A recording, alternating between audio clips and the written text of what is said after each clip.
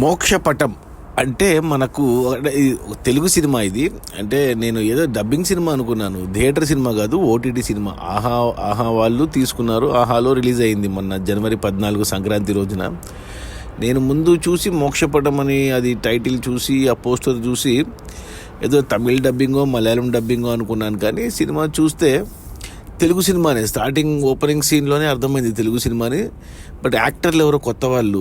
అంటే ముందు ఒక 10 నిమిషాల పాటు ఒక అమ్మాయి స్టోరీ చూపించారు. ఆమె ఫ్యామిలీ 5 నిమిషాలు ఎస్టాబ్లిష్ చేశారు. ఆమె ప్రాబ్లమ్స్, భార్య భర్త, ఒక చిన్న ఇంట్లో ఆమె ఒక హోటల్లో పనిచేస్తుంటుంది.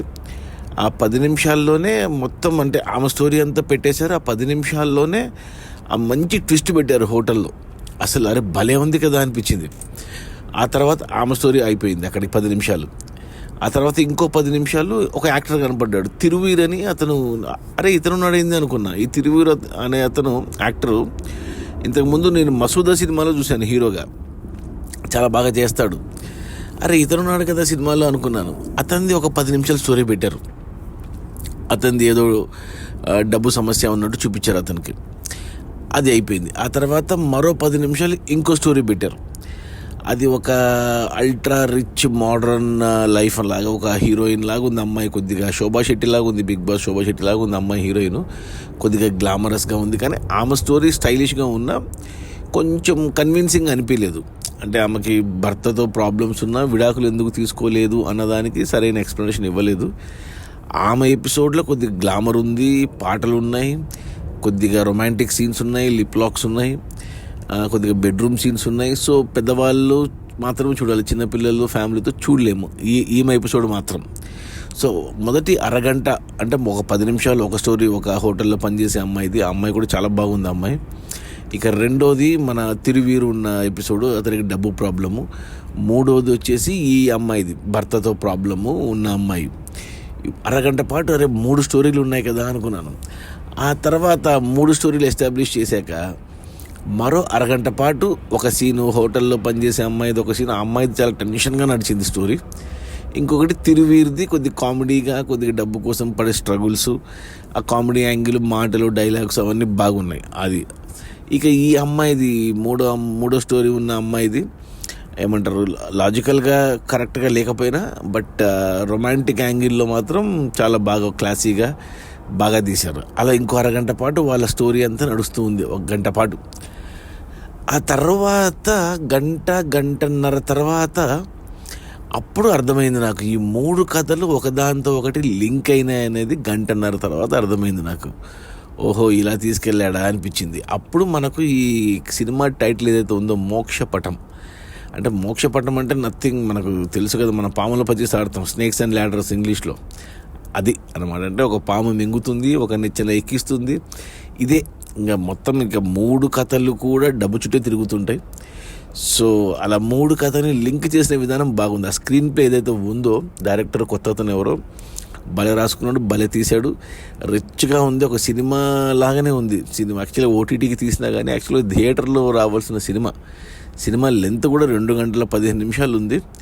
2 గంటల సేపు బాగా తీసుకెళ్ళాడు. నాకైతే నచ్చింది. నేను అసలు బాగుంటుంది అనుకున్న, ఆహా కాబట్టి చండాలంగా ఉంటుంది అనుకున్నా, కానీ సర్ప్రైజింగ్లీ బాగుంది. నచ్చింది నాకు. బ్యాక్గ్రౌండ్ మ్యూజిక్ ఒకటి, ప్లస్ ఫోటోగ్రఫీ, డైరెక్టరు, రైటరు, మాటలు.